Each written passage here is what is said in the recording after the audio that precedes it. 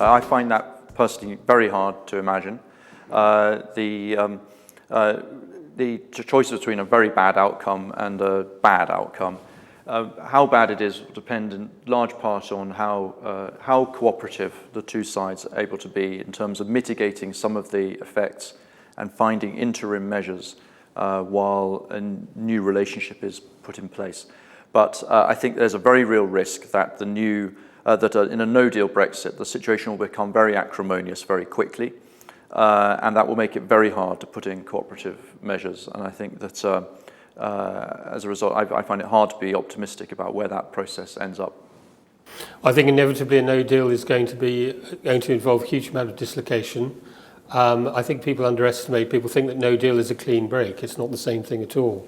I think no-deal means a lot of chaos and uncertainty which will have to be resolved. So we may find ourselves having to end up in the same place 2, 3, 5 years down the track after a period in which things are very bad and then have to eventually bring people to their senses.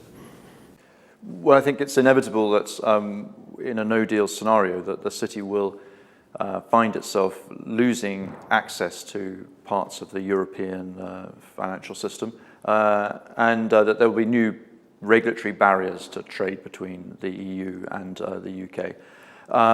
I think that in terms of how that affects the city, I mean, the city will still, I think, clearly be the wholesale market for Europe and clearly a major financial centre.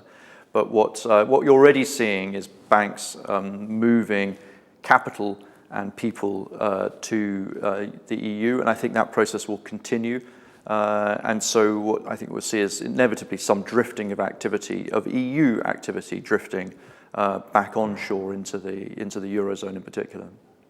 I think London will remain a global centre, but I think it's going to lose some of its European assets. An interesting question we're further down the track. I think an EU without the UK would probably be less favourable to capital markets, and that may limit the willingness of people to relocate activities from the UK to the EU.